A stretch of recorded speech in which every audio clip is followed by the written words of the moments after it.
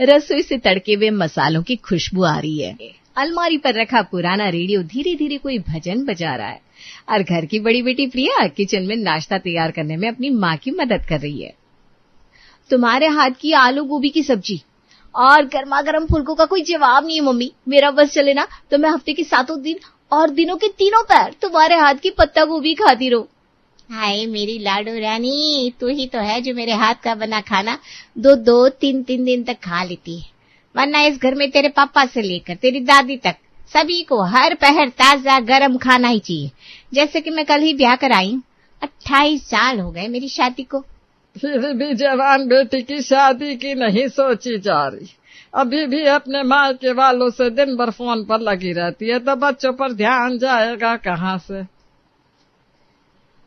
छोड़ो ना माँ, क्या तुम भी सुबह सुबह शुरू हो जाती हो।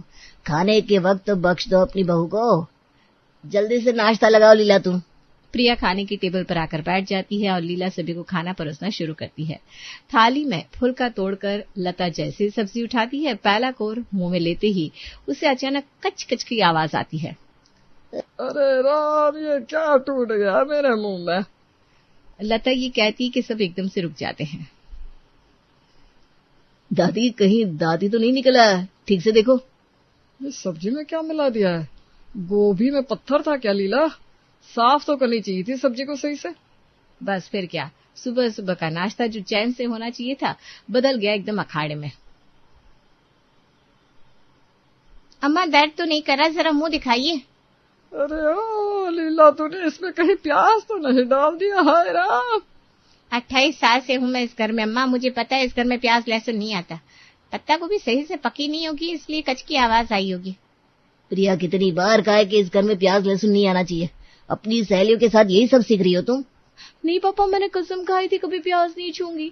3 साल पहले आपने मुझे एक बार रोल खाते देख लिया था, उसमें भी मैंने दुकानदार को प्याज डालने से मना किया था, उसने डाल दिया था। तो मैं क्या करती पापा, मैं प्याज नहीं खाती, वो तो बस एक बुरा संजोग था। शादी की उम्र हो गई इस लड़की की और ऐसे गलतियां कर रही है। आज तो मेरा धर्म भ्रष्ट हो गया। अब इस लड़की के हाथ का बना खाना मेरी रसोई में तो बनना नहीं चाहिए। मोहन, अगर तू मुझे सलामत देखना चाहता है तो जल्द से जल्द इसके हाथ भी लेकर के विदा कर दे इसे।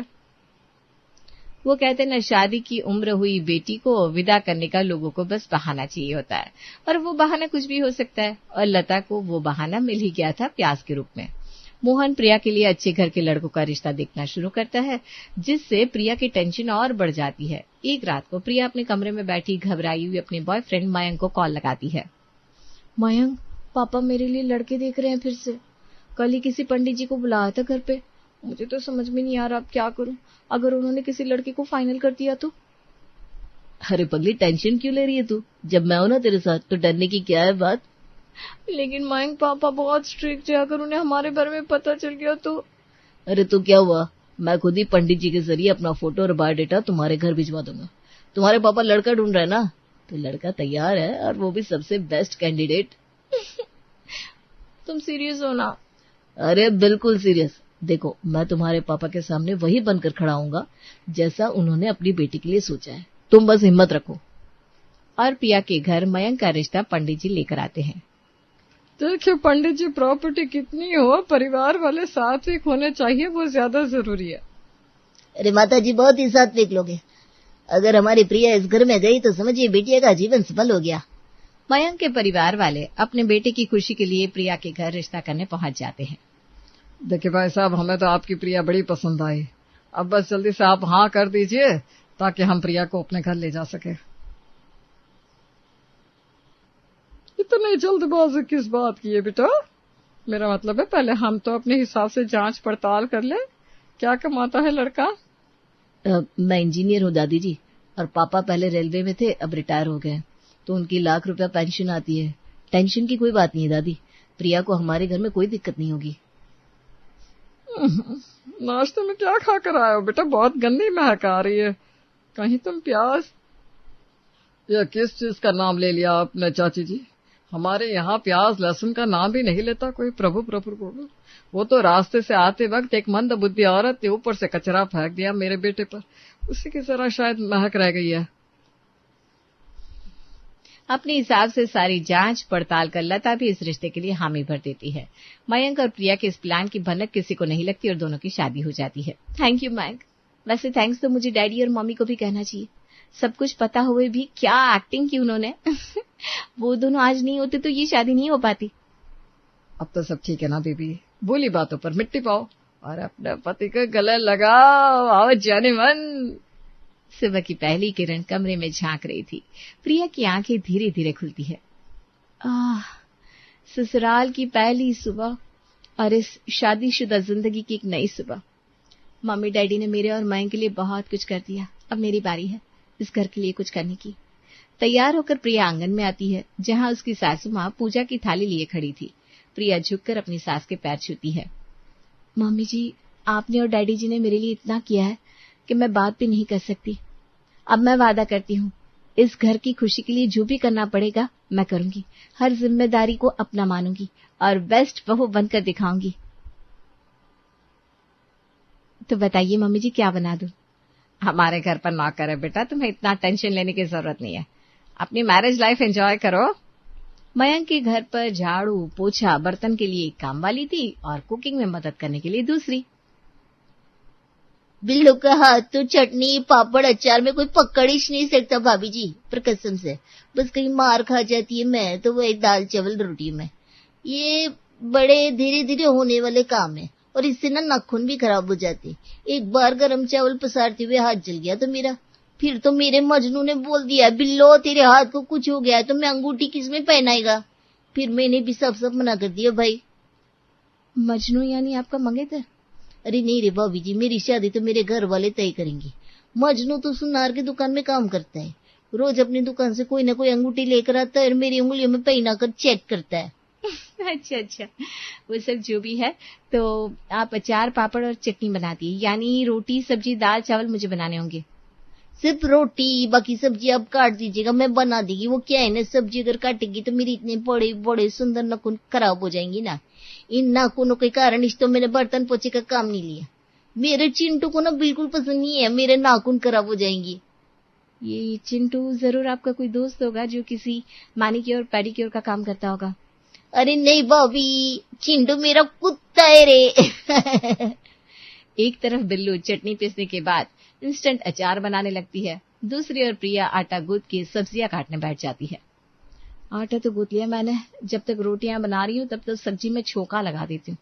बाकी चटनी और अचार तो तूने लगभग बना ही दिया है, फिर फटाफट सभी को नाश्ता परोस देंगे। गर्मा गर्म नाश्ता तैयार कर प्रिया सभी के सामने परोसती है, जिसे खाकर सभी वाह वाह करते रह जाते हैं। क्या नाश्ता बनाया बहू, इसके लिए तेरे हाथ में 21,000 रुपये भी रख दे तो कम है। फिर भी 11,000 तो बिल्लू भी डिजर्व करती है अंकल जी। मैंने चटनी बनाई, उसी से तो खाने में स्वाद आता है। सब्जी के छोंके से दूसरा और तीसरा अचार से, ये तीनों तो बिल्लो ने ही किया है। कभी तो दूसरों को तारीफ लेने दे दिया करो बिल्लो। आज रात का खाना बाहर होगा तो रात के लिए बिल्लो तेरी छुट्टी। प्रिया अपने ससुराल में बड़ी खुश थी। पूरा परिवार डिनर के लिए बाहर जाता है और डिनर के बाद जब प्रिया लौटती है तो उसे अपने अलमारी में कुछ अलग लगता है। कुछ तो गड़बड़ है ऐसा लग रहा है, मानो किसी ने मेरे कपबोर्ड को छुआ हो। किसी ने नहीं, मैंने। पहले तुम अपने कमरे की अकेले मालकिन थी, अब दिन भर तुम्हारा पति तुम्हारी चीजों को यहाँ वहां करता रहता है। मयंक को ही कारण मानकर प्रिया ज्यादा ध्यान नहीं देती और सो जाती है। अगले दिन से मयंक ऑफिस जाना शुरू कर देता है और प्रिया घर संभालना। एक रोज प्रिया अपनी सहेलियों के साथ हॉल में बैठी किटी कर रही थी, तब उसकी सहेली कहती है, ये बिल्लो ना मुझे कुछ ठीक नहीं लगती प्रिया। मेरी मामी सास की यहाँ थी ये कुछ दिनों के लिए, 1 महीने में इतना कुछ गायब हो गया मामी जी के घर से कि फिर उन्होंने डर से ना काम वाली रखना ही छोड़ दिया। अरे नहीं मीना, लोगों का क्या है ना, गरीबों को ही टारगेट करते हैं। हो सकता है तेरी मामी सास के बच्चों ने ही चीजें यहाँ वहां कर दी हो। नाश्ते के साथ हंसी मजाक में वक्त बीत रहा था। अरे बहन, अब तो पैसे दे दे। अरे बात तो मैं भूल ही गई, बिस्तर पर ही रख कर आई हूँ। 6,000 दिन है ना, अभी लेकर आती हूँ। प्रिया अपने कमरे में जाती है और बिल्लो को उसके बिस्तर से 6,000 उठाकर अपने पर्स में डालता देख लेती है। तो इसलिए चटनी खिलाई जा रही थी सभी को। बिल्लो, कल से काम पर आने की कोई जरूरत नहीं है। शांति से अपने पर्स से 6,000 रुपए निकाल कर रख दे, और वो पैसे भी जो तूने पहले यहां से गायब किए हैं। जिस दिन हम सब बाहर खाने गए थे उस दिन हमारे पीछे से तू घर पर आई थी ना। मेरी अलमारी देखकर मुझे शक हो गया था, पर मेरी भूल थी कि मैंने तुझसे सवाल जवाब नहीं किया। आप कुछ गलत समझ रही है भाभी। इसके पहले कि मैं सभी को बुलाकर यहाँ तमाशा करूं, अपनी इज्जत बचाकर यहाँ से रफा दफा हो जा। प्रिया बिल्लो को काम से निकाल देती है, जिस कारण पूरा खाना बनाने का जिम्मा उसके सर आ जाता है। रात का खाना खुद बनाकर प्रिया सभी को परोसती है। क्या बात है पापा जी, आज खाना खाकर आपके मुंह से वाह नहीं निकला, वरना मेरे बने खाने की तारीफ किए बिना आप रहते नहीं है। अरे नहीं बहू, ऐसी कोई बात नहीं है। तो ज्यादा सोच रही है बेटा, खाना तो खाना है, क्या अच्छा क्या बुरा। सभी के चेहरे के अलग एक्सप्रेशन देखकर प्रिया से रहा नहीं जाता। वो भी अपने खाने की प्लेट लेकर बैठ जाती है। मुझे तो खाने में कुछ भी अजीब नहीं लग रहा, सब कुछ ठीक है, पराठे भी ठीक है, फिर सबका चेहरा ऐसा बना हुआ क्यों है। अगली सुबह प्रिया सभी के लिए पोहे की तैयारी कर रही थी, तभी उसकी सास रसोई में आती है। अरे बेटा पोहे बना रही है तू, अच्छी बात है, ला सब्जियां मुझे दे दे, मैं काट देती हूँ और पोहे भिगो देती हूँ, तू बस फ्राई कर लेना। और हाँ, पोहे के साथ ना हरी चटनी जरूर बनाना, बिना हरी चटनी के हमारे घर में किसी का खाना पूरा नहीं होता। ये मुझे कैसे पता नहीं होगा मम्मी जी, हमारे घर में बिना अचार पापड़ और हरी चटनी के खाना पूरा नहीं होता। और हमारे इसी स्वाद के पीछे तो बिल्लो इतने गुल खिला रही थी। आपको कुछ करने की जरूरत नहीं है, आप आराम से जाकर हॉल में टीवी देखिए, मैं नाश्ता तैयार करके लाती हूँ। प्रिया अपनी माँ को कॉल लगाती है और तीखी हरी चटनी बनाने की रेसिपी पूछती है। तेरा हाथ तो खुद खाना बनाने में इतना सधा हुआ है बेटा, मुझसे क्या पूछ रही है। तुमसे नहीं पूछू तो और किससे पूछू मम्मी। कल रात को मैंने चटनी बनाई थी और तुम्हें पता है ना मुझे चटनी ज्यादा पसंद नहीं है। अपना बनाया हुआ सारा खाना टेस्ट किया मैंने, सिवाय चटनी के, सब कुछ अच्छा ही था। पर आज सुबह मेरी सास रसोई में आ गई और जिस हिसाब से वो चटनी पर प्रेशर दे रही थी ना, मुझे लगता है कमी चटनी में ही रह गई होगी। इसलिए आप बताओ ना, चटाकेदार टेस्टी चटनी कैसे बनाओ ताकि सब बिल्लू के हाथ की चटनी को भूल जाए। तो फिर तू निकाल 4 तीखी तीखी हरी मिर्च, 2 टमाटर, 2 बंडल धनिया के पत्ते। तेरे घर में सभी अदरक खाते हैं ना, तो अदरक का भी एक टुकड़ा ले ले और सभी को डाल दे मिक्सी में और घुमा दे। प्रिया बिल्कुल वैसा ही करती है। स्मेल तो अच्छी आ रही मम्मी। अब बस इसे परोस देना है ना। अरे नहीं बेटा, अब तू निकाल जरा सा काला नमक, जरा सा सफेद नमक, चुटकी भर अमचूर पाउडर और चुटकी भर भुना हुआ जीरा। इन सबको चटनी में मिला दे, फिर एक नींबू निचोड़ दे, फिर देखना क्या स्वाद आता है। वाह मम्मी, क्या खुशबू आ रही है। ये हरी चटनी तो पोहे को भी पीछे छोड़ देगी। पोहे के साथ चटपटी हरी चटनी ले जाकर प्रिया डाइनिंग टेबल पर परोसती है। अरे वाह, हरी चटनी ला बहू। चटनी की कटोरी में उंगली डालकर महेश जैसे ही थोड़ी सी चटनी चाटता है कि उसकी सारी एक्साइटमेंट खत्म हो जाती है। आप सब मेरी तरफ क्या देख रहे हैं, शुरू कीजिए नाश्ता। जितनी खुशी से प्रिया ने चटनी बनाई थी, उसका आधा एक्साइटमेंट भी उसे किसी के चेहरे पर नहीं दिख रहा था। नाश्ते के बाद प्रिया अपनी माँ को कॉल लगाती है। कुछ फायदा नहीं है वहाँ मम्मी, चटनी चाटकर डैडी तो उल्टा अपसेट हो गया। अच्छा बेटा, मैं समझ गई। जरूर पुदीने के पत्ते या मूंगफली का इस्तेमाल करती होगी वो बिल्लो रानी। तू भी डाल दे, देख फिर कैसे चटकारे लेकर तेरी बनाई हरी चटनी खाते हैं। इस बार प्रिया ये भी ट्राई करती है और धनिया की चटनी में पुदीने के पत्ते और भुंजी हुई मूंगफली डालकर उसे अच्छे से ग्राइंड कर कद्दू, चने की दाल, चावल, पापड़, अचार और भिंडी की सब्जी के साथ सभी को परोसने के लिए तैयार कर लेती है। सुबह से देख रही हूँ भाभी, आप इतनी घबराई हुई है। इतनी घबराने की बात नहीं है। बिल्कुल है कमला, जब से बिल्लो गई है किसी को खाने में स्वाद ही नहीं आ रहा। पता नहीं ऐसा क्या डालती थी वो खाने में जो मैं नहीं डाल पा रही हूँ। मेरा काम तो झाड़ू पोछा बर्तन का है भाभी, मैंने कभी उसे खाना बनाते देखा नहीं। मैं तो बस अपने काम से काम और मतलब से मतलब रखती हूँ। पर एक बात जरूर कहती हूँ, आपके खाने में ना वो खुशबू नहीं आ रही जो उसके बनाए खाने में आती है। कुछ तो मिस कर रही हैं आप। अब जब कमला ने सिर्फ सुगंध से ही कह दिया था कि खाने में वो टेस्ट नहीं आने वाला, तो खाने वाले लोगों के मुंह चेहरे पर ऐसा एक्सप्रेशन आता कैसे। क्या हुआ मयंक, खाना अच्छा नहीं बना क्या? अच्छा है प्रिया, सब अच्छा है। लगता है मैं आप लोगों को खुश नहीं कर पा रही हूँ। मम्मी जी, कहाँ सोचा था मैंने कि बेस्ट बहू बनूंगी, पर यहाँ मेरे बने खाने को खाकर आप सभी का चेहरा ही उतर जाता है। बिल्लो को वापस बुला लूं क्या? अरे पागल है क्या बेटा, चोर को कौन दोबारा घर पर बुलाता है। खाने में उस चीज की कमी है जिस चीज की कमी हम तुझे पूरी करने को कह भी नहीं सकते, क्योंकि तुझे उसका इस्तेमाल करने की आदत नहीं है ना। जा, तू बेफिक्र हो जा और कुछ खा ले। प्रिया दोपहर में इसी बारे में सोचती रहती कि ऐसी कौन सी चीज है जिसके इस्तेमाल के बारे में प्रिया को नहीं पता। अरे दीदी, मुझे याद आया, लहसुन और प्याज का इस्तेमाल करती थी बिल्लो, पर आपने तो कभी ना लहसुन का तड़का लगाया ना प्याज चटनी में डाला। क्या हरी चटनी में प्याज का इस्तेमाल होता है? ये कैसा कॉम्बिनेशन है? ये तो आज मैं पहली बार सुन रही हूँ। हाँ दीदी, चटनी में बिना लहसुन प्याज की वो स्वाद नहीं आता। जिसे एक बार लहसुन प्याज खाने की आदत पड़ जाए ना, उसे बिना लहसुन प्याज का खाना हजम ही नहीं होता। अच्छा, अब मैं समझी मम्मी जी किस चीज के इस्तेमाल की बात कर रही थी। अरे मुझे क्या पता था यहाँ सभी चटनी में लहसुन प्याज खाते हैं और मेरे कारण बस नहीं खा रहे, क्योंकि मुझे लहसुन प्याज का इस्तेमाल करना नहीं आता। वैसे भी इसमें बुराई क्या है? प्रॉब्लम दादी को थी, मुझे थोड़ी ना है। और कमला से पूछ कर इस बार अदरक, हरी मिर्च और टमाटर के साथ धनिया पत्ते को ग्राइंड कर उसमें प्याज और नींबू का रस डालकर प्रिया तैयार कर लेती है। एक काम कर कमला, तू जरा प्याज काट देना, आज सलाद में भी प्याज दूंगी और सब्जी में भी थोड़े से प्याज को भून कर डाल देती हूँ। वो स्वाद जो सभी मिस कर रहे हैं सभी को खिला ही देते। आज हरी चटनी के साथ जैसे ही प्याज का छौंका लगता है, पूरे परिवार के चेहरे पर वो खुशी लौट आती है जिसका प्रिया को इंतजार था। यार कामिनी, मेरे घर वाले शादी के लिए बहुत प्रेशर डाल रहे हैं। तुम्हें शादी तो करनी है ना मुझसे? हाँ करनी है। मैंने कब कहा मुझे तुमसे शादी नहीं करनी? तुम अच्छी तरह जानती हो कि मैं सिर्फ और सिर्फ तुमसे प्यार करती हूँ। फिर बार बार ऐसे सवाल क्यों पूछते हो? क्योंकि अब अपने घर वालों को संभाल पाना मेरे लिए बहुत मुश्किल हो रहा है। माँ हर तीसरे दिन यही बात लेकर बैठ जाती है कि मैं शादी कब करूँगा। अब तुम ही बताओ, आखिर कब तक टालूं मैं लोगों को? देखो विशाल, ऐसा नहीं है कि मैं तुमसे शादी करना नहीं चाहती।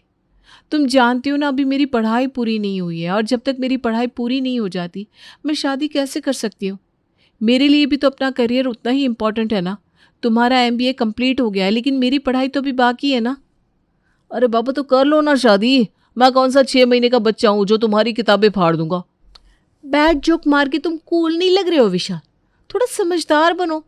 ये स्कूल में पढ़ने वाले 16-17 साल के बच्चों की तरह इमैच्योर बिहेवियर करना बंद कर दो। अरे पापा, कुछ तो समझदारी दिखाओ। ऐसा एजुकेशन कंप्लीट होने से पहले शादी के बारे में बात करना भी बचकाना लग रहा है मुझे। कुछ भी बचकाना नहीं है कामिनी, तुम बस एक बार शादी के लिए हाँ बोल दो। मैं प्रॉमिस कर रहा हूँ, तुम्हारे सारे सपने पूरे करने में मैं तुम्हारा साथ दूंगा। तुम्हारे सपने मेरे सपने, आई प्रॉमिस यू। विशाल, अब ना तुम मुझे फोर्स कर रहे हो, मुझे कुछ ठीक नहीं लग रहा। अरे मैं तुम्हें फोर्स नहीं कर रहा हूँ बाबा, तुम्हें मनाने की कोशिश कर रहा हूँ। देखो, तुम लड़कियां हमेशा हर लड़कों को ब्लेम करती हो ना कि हम नौकरी लगने के बाद लड़कियों को छोड़कर चले जाते हैं। देखो, मैं तो तुम्हारे सामने आया हूँ ना, रिक्वेस्ट कर रहा हूँ, शादी कर लो मुझसे। और तुम हो कि नखरे दिखा रही हो? मैं नखरे नहीं दिखा रही हूँ विशाल, मैं बस तुमसे थोड़ा सा टाइम मांग रही हूँ ताकि मैं अपनी एजुकेशन कंप्लीट कर सकूँ। मुझे भी तो अपनी लाइफ में आगे बढ़ना है ना। तुम नहीं चाहते कि तुम्हारी वाइफ अपनी पढ़ाई पूरी करे, अपने सपने पूरे करे?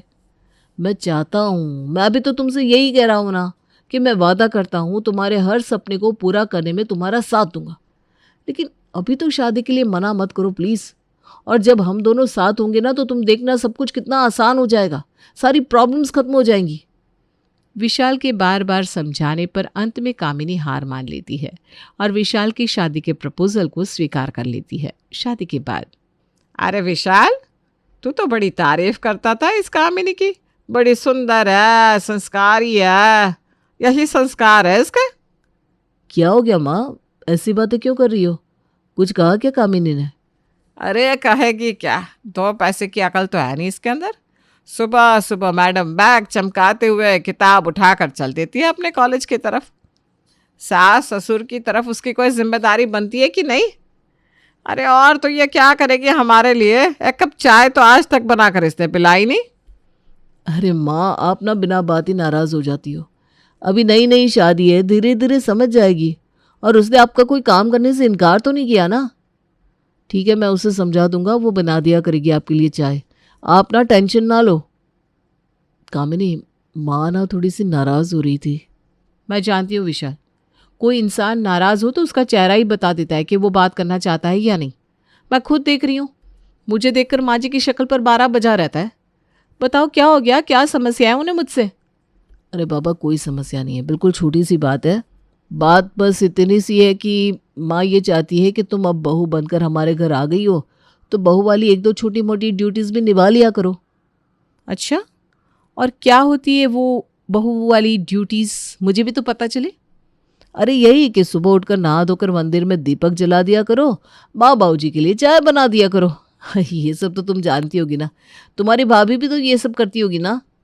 हाँ विशाल, मेरी भाभी ये सब करती है, लेकिन मेरी भाभी एक हाउसवाइफ है। पूरा दिन घर में रहती है, घर को मैनेज करना, मम्मी पापा भैया सबका ध्यान रखना, यही उनका काम है।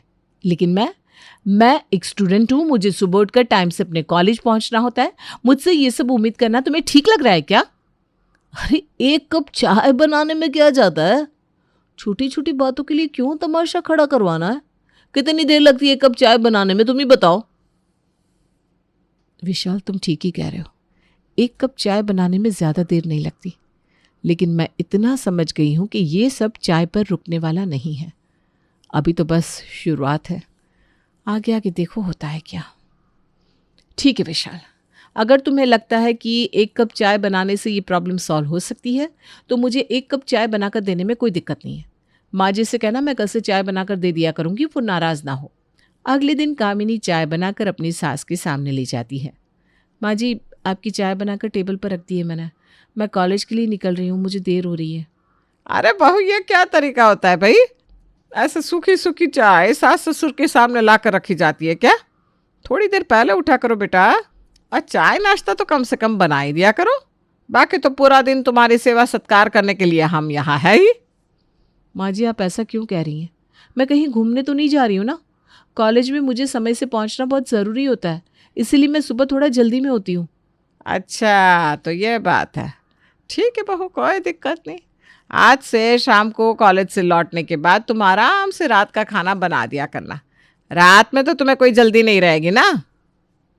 सास की बात सुनकर कामिनी उनकी बातों का इशारा बहुत अच्छी तरह समझ जाती है और अपना बैग उठाकर कॉलेज की तरफ निकल जाती है। शाम के समय कामिनी अपने कमरे में बैठकर अपने कॉलेज के नोट्स तैयार कर रही थी, तभी विशाल उसके कमरे में आता है। अरे यार, मम्मी ने तुमसे कुछ कहा था क्या? विशाल, तुम समझाओ ना मम्मी को। वो कह रही है कि मैं सुबह नाश्ता बनाकर जाया करूं, शाम को आकर डिनर बनाया करूं। यार, मुझे अपने नोट्स प्रिपेयर करने हैं, पूरा टाइम किचन में दे दूंगी तो पढ़ाई कब करूंगी? तुम भी ना कामिनी, छोटी छोटी बातों को कितना बड़ा बना लेती हो, फिर खुद भी उस पर लग जाती हो और बाकी सबको भी परेशान करती हो। अरे यार, अभी कौन सा तुम्हारा एग्जाम है जो तुम अभी से इतना पढ़ाई कर रही हो? एग्जाम में इतना टाइम है, आराम से कर लेना ना पढ़ाई। और कौन सा तुम छोटी बच्ची हो कि साल भर ए फॉर एप्पल पढ़ोगी और तुम्हें एप्पल लिखना आएगा? टाइम कितना लगता है खाना बनाने में? अभी नई नई शादी है, थोड़ा सा माँ को खुश कर दोगी तो क्या बिगड़ जाएगा? तुमने वादा किया था ना विशाल कि तुम मेरी पढ़ाई ठीक से हो, इस बात का पूरा ख्याल रखोगे, लेकिन कुछ भी नहीं हो पा रहा है। घर का माहौल इतना नेगेटिव है कि मैं चाह कर भी नहीं पढ़ पा रही हूँ।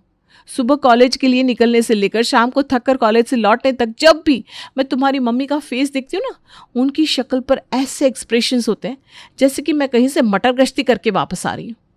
अरे, उन्होंने पूरा दिन घर में रहकर बहुत मेहनत मजदूरी करी है। इसी नेगेटिविटी से बचने के लिए मैं अभी शादी नहीं करना चाहती थी, लेकिन तुमने मुझे फोर्स किया और अब तुम इतने कूल बनने का नाटक कर रहे हो ना, जैसे कि तुम्हें इन सब बातों से कोई फर्क ही नहीं पड़ता। देखो कामिनी, अभी मैंने तुम्हें समझाया था ना कि तुम ओवर रिएक्ट बहुत जल्दी कर जाती हो। अरे छोटी छोटी बातें हैं, इनको इतना बड़ा क्यों बना रही हो? और दुनिया की ऐसी कौन सी सास है जिसको एफर्ट करके बहू खुश करने की कोशिश नहीं करती? तुम भी थोड़ी कोशिश कर लोगी तो कुछ बिगड़ेगा नहीं, एक बार ट्राई करके तो देख लो। कामिनी को समझ में आ गया था कि विशाल को मामले की सीरियसनेस समझ में नहीं आ रही है, या फिर वो ना समझने का झूठा नाटक कर रहा है। सुन बाहू, विशाल के ना गांव में मौसी रहती है, उनके यहाँ शादी है। तुझे और विशाल को ही वहाँ जाना होगा। 2-3 दिन का समय तो लग ही जाएगा। मम्मी जी प्लीज़, मैं नहीं जा पाऊंगी, आप सब लोग चले जाइए, मैं अकेले मैनेज कर लूँगी, मुझे कोई दिक्कत नहीं है। ये देखो, महारानी को छूट चाहिए, इसलिए फट से अकेले रहने को तैयार हो गई। मैंने कहा ना तुम और विशाल ही शादी में जाओगे, मैं और तुम्हारे बाबूजी नहीं जा रहे हैं। बाबूजी की तबीयत थोड़ी ऊपर नीचे हो रही है, ऐसे में उन्हें गांव का माहौल सूट नहीं करेगा। माँ जी, मेरी बहुत इंपॉर्टेंट क्लास चल रही है, मैं इस समय अपनी क्लास मिस नहीं कर सकती। अगले महीने मेरे सेशनल एग्ज़ाम्स होंगे। प्लीज़ विशाल, तुम कुछ बोलो ना। अरे कामिनी, पढ़ाई लिखाई अपनी जगह है, लेकिन दुनियादारी भी तो निभानी पड़ती है ना। और देखो, मैंने भी तो पढ़ाई करी है, ऐसे किताबी कीड़ा बनने से कुछ नहीं होता। और 2-4 नंबर ऊपर नीचे आ भी जाएंगे तो क्या फ़र्क पड़ जाएगा। चलो पैकिंग कर लो और कुछ खरीदना हो तो मुझे बता दो, हम लोग बाजार चलते हैं, चल कर ले आते हैं। कामिनी की कही हुई बातें जैसे घर में किसी को ना सुनाई दे रही थी ना समझ में आ रही थी। उसकी मर्जी के खिलाफ विशाल उसे शादी में लेकर पहुंच जाता है। धीरे धीरे दिन गुजरते जा रहे थे और अब विशाल की माँ सुजाता का एक नया फरमान जारी हो गया था। देख बहू, लगभग साल भर होने जा रहा है तेरी शादी को। अब बच्चे के बारे में सोचना शुरू कर दे। अगर अभी नहीं हुआ ना तो बाद में सिर्फ डॉक्टरों के चक्कर ही काटने पड़ेंगे और कुछ नहीं। बड़े बुजुर्ग कभी भी बच्चों के बुरे के लिए नहीं कहते, इसलिए उनकी बातों को हमेशा ध्यान से सुनना चाहिए। विशाल, अभी तक तो तुम्हारी मम्मी को घर के काम, खाना बनाना, इन्हीं सब चीज़ों से दिक्कत होती थी, लेकिन अब तो उन्होंने एक नया राग अलापना शुरू कर दिया है। उन्हें मुझसे बच्चा चाहिए। तुम कुछ समझाते क्यों नहीं अपनी मम्मी को? मेरी तो कोई बात जैसे उन्हें समझ में ही नहीं आती। अरे कामिनी, तुम भी ना मम्मी की कही हुई हर बात को सिर्फ नेगेटिव वे में ले जाती हो। देखो, मम्मी हमारा बुरा तो चाहती नहीं, और तुम्हें पता है मम्मी बस तुमसे इतना चाहती है कि तुम एक बार बच्चे के बारे में सीरियसली सोच लो, और बच्चों की चिंता करने की तुम्हें बिल्कुल भी ज़रूरत नहीं है। मम्मी है ना, पूरी जिम्मेदारी मम्मी उठा लेगी। बस तुम्हें तो उनकी गोद में डिलीवर करके दे देना है बच्चा। विशाल की बातें सुनकर अब तो कामिनी का दिमाग घूमने लगा था। उसे अब अपने शादी के फैसले पर भी अफसोस होने लगा था। बहुत अपसेट हूँ मैं यार। अब तो मुझे ऐसा लगने लगा है कि मैंने ये शादी करके बहुत बड़ी गलती कर दी है। मैं सबको यही बोलती हूँ, मत करना शादी, एक बहुत बड़ा ट्रैप है ये।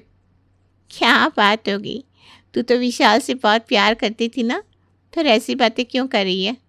ऐसी बातें ना करूँ तो क्या करूँ यार? तुझे पता भी है मेरे घर में क्या चल रहा है। विशाल की मम्मी अभी तक तो मुझसे खाना बनवाने और बहू की जिम्मेदारियां निभाने के लिए ही कहती रहती थी, लेकिन अब उन्होंने एक नया नाटक शुरू कर दिया है। अब उन्हें मुझसे बच्चा भी चाहिए। अब तू बता, मैं अपनी पढ़ाई पर फोकस करूं या बच्चा पैदा करूं? ये सारी बातें मैंने विशाल से शादी से पहले बहुत क्लियरली कहती थी, लेकिन उस समय तो विशाल सिर्फ यही कहता था, एक बार शादी हो जाए उसके बाद में सब कुछ मैनेज कर लेगा। अब देख ले, ऐसे मैनेज कर रहा है वो। अरे यार, तू भी ना बिना बात छोटी छोटी बातों पर परेशान हो जाती है। ठीक है, तो कह रही है तेरी सास, बच्चा करने के लिए कह रही है तो तू कर लेना बच्चा। देख, बड़े बूढ़ों की बात को ना इनकार नहीं करते। सहेली की बात सुनकर कामिनी वापस अपने घर आ जाती है। इस बात को कुछ दिन बीते थे कि कामिनी आकर अपनी सास को अपनी प्रेगनेंसी की गुड न्यूज़ सुना देती है। अरे बहू, आज तूने इतनी बड़ी खुशखबरी सुनाई है कि मेरा तो दिल कर रहा है बस सड़क पर जाकर नाचना शुरू कर दूं। मुझे तो सोच सोच कर इतनी खुशी हो रही है कि मेरे घर भी नन्ना मुन्ना बाल गोपाल आएगा, छम छम करके मेरे आंगन में घूमेगा। हे राम, मैं खुशी से बावली ना हो जाओ कहीं। अरे मम्मी रुक जाओ, अभी कल ही नहीं आने वाला है आपका बाल गोपाल, 9 महीने का समय लगेगा। और हाँ, ऐसे ही नहीं दादी बनने का सुख मिलने वाला, आपको थोड़ी मेहनत करनी पड़ेगी। अरे तो मैं कौन सा मेहनत करने से पीछे हट रही हूँ? विशाल बिल्कुल ठीक कह रहा है बहू। अब तुझे अपना खास ख्याल रखना है, और देखिए काम वाम का टेंशन लेना बिल्कुल छोड़ दे तू। बस आराम से बिस्तर पर बैठकर अपनी पसंद की चीज़ खा, जो मन करे वो पहन, खूब खुश रहे। तभी तो होने वाला बच्चा स्वस्थ और हट्टा कट्टा पैदा होगा। और विशाल, तू भी कान खोल कर सुन ले, अब से बहू कॉलेज अकेले नहीं जाएगी। तेरी जिम्मेदारी है, तू उसे कॉलेज छोड़ने भी जाएगा और शाम को ऑफिस का काम जल्दी निपटा कर इसको कॉलेज से लेकर भी आएगा। समझ में आया कि नहीं? ऐसे ही हाथ पर हाथ रखकर बैठने से बाप बनने का सुख नहीं मिलता, थोड़ी मेहनत करनी पड़ती है बच्चों। हाँ तो ठीक है ना, मैं कौन सा मेहनत करने से पीछे हटने वाला हूँ, मैं भी तैयार हूँ। अगले 1 महीने तक कामिनी की जमकर खातिरदारी की जाती है। उसकी पसंद का खाना उसे समय से बनकर तैयार मिलने लगता है। विशाल भी उसकी पसंद नापसंद का पूरा ख्याल रख रहा था। घर का माहौल इतना अच्छा था कि कामिनी भी इस समय बहुत खुश रहने लगी थी। एक दिन उसकी सहेली का फोन आता है। कामिनी, कैसा चल रहा है तेरा प्रेगनेंसी का नाटक? किसी को शक तो नहीं हो रहा ना तेरे ऊपर? अरे यार, तू ये क्या कर रही है? ये कोई मजाक करने का वक्त है? अरे यार, इसमें मजाक वाली कौन सी बात है? बताना, तेरी सास और विशाल को शक तो नहीं हुआ ना कि तूने अपनी प्रेगनेंसी को लेकर उनसे झूठ बोला है? सहेली की बात सुनकर कामिनी बिल्कुल सक पका जाती है और घबराकर फोन काट देती है, क्योंकि इस समय कामिनी ने गलती से फोन स्पीकर पर रख दिया था और विशाल सामने खड़ा होकर कामिनी और उसकी सहेली की सारी बातें सुन रहा था। अच्छा, तो ये सब नाटक था तुम्हारा। मैंने कभी सोचा भी नहीं था कि तुम इतना बड़ा मजाक करोगी हम लोगों के साथ। तुम्हें शर्म नहीं है हम सबकी फीलिंग्स के साथ खेलते हुए? विशाल गुस्से में अपनी माँ को वहीं बुला लेता है और कामिनी के झूठ के बारे में उन्हें सब कुछ बता देता है। कामिनी की झूठी प्रेगनेंसी की खबर सुनकर सुजाता का गुस्सा तो 7वें आसमान पर पहुंच गया था। आज तक तेरी 100 गलतियों को माफ किया मैंने। तेरे हाथ का बना कच्चा पक्का खाना खाया यही सोचकर कि बच्ची है, आज नहीं तो कल समझ जाएगी। लेकिन ये जो तूने किया है ना, इसे मैं मरते दम तक नहीं भूलूंगी। हमारी भावनाओं के साथ खिलवाड़ करके तूने अच्छा नहीं किया बहू। परिवार में बिल्कुल कोहराम मच गया था। सभी लोग मिलकर कामिनी को भला बुरा कह रहे थे। इसी समय अचानक कामिनी चकराकर जमीन में गिर पड़ती है। ये लो, अभी प्रेगनेंसी का झूठा नाटक कम था कि ये महारानी अब बेहोश होने का नाटक भी करके दिखाएगी। माँ नाटक नहीं कर रही है, ये सच में बेहोश है। डॉक्टर को फ़ोन करना पड़ेगा, इसे कुछ हो गया तो इसके पेरेंट्स को क्या जवाब दूंगा मैं। विशाल घबरा जाता है और जल्दी से डॉक्टर को फ़ोन करके घर बुला लेता है। डॉक्टर चेकअप करने के बाद कहते हैं, मिस्टर विशाल, चिंता की कोई बात नहीं, ये खतरे से बाहर है, बस कमज़ोरी या टेंशन की वजह से चक्कर आ गया था। कामिनी, तुम्हें तो पता होगा ना कि प्रेगनेंसी में अपना ध्यान रखना कितना ज़रूरी होता है। आगे से अपना खास ख्याल रखना। अरे डॉक्टर साहब, क्या कह रही हो आप? आपके कहने का मतलब क्या है? अरे प्रेग्नेंट नहीं है, ये प्रेगनेंसी का झूठा नाटक कर रही थी।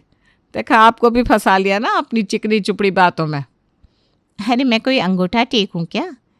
ये मुझे कुछ कह देगी और मैं मान लूँगी? आपकी बहू वाकई प्रेग्नेंट है और इस समय आप सभी को इसका खास ख्याल रखने की ज़रूरत है। डॉक्टर हिदायत देने की बात लौट गई। अरे ये सब क्या नया नाटक है? कभी तुम कहती हो मैं प्रेग्नेंट हूँ, कभी कहती हो नहीं हूँ। अरे चल क्या रहा है यहाँ पर? माँ जी, ये सच है कि मैंने अपनी प्रेगनेंसी का झूठा नाटक किया क्योंकि आप सभी लोग मुझ पर बच्चों के लिए दबाव बना रहे थे। इसीलिए मेरी सहेली ने मुझे सलाह दी कि मैं प्रेगनेंसी का झूठा नाटक करूं ताकि आप लोग लाड़ प्यार में मुझे घर के काम और बाकी चीज़ों का दबाव ना डालें, जिससे मुझे पढ़ाई करने का समय मिल जाए। मेरे फाइनल ईयर के एग्ज़ाम थे और इस समय मुझे पढ़ाई करने के लिए वक्त की सख्त ज़रूरत थी। इसलिए मैंने सहेली की बात को मान लिया और आप लोगों को अपनी प्रेगनेंसी की झूठी खबर सुना दी। लेकिन किस्मत को वाकई यही मंजूर था और आप लोगों को झूठी खबर सुनाने के बाद मुझे पता चला कि मैं वाकई प्रेग्नेंट हूँ। मैंने सोचा एग्ज़ाम के बाद मैं आप सभी को सब कुछ साफ साफ बता दूंगी, लेकिन इससे पहले कि मैं आपको अपने सच के बारे में बताती, मेरा भांडा फूट गया। कहते हैं ना, जो होता है अच्छे के लिए होता है। शायद इसी में सबकी भलाई छिपी थी। मैं वादा करता हूँ कि अब तुम्हारा पूरा ख्याल रखूँगा। मुझे माफ़ कर दो कामिनी।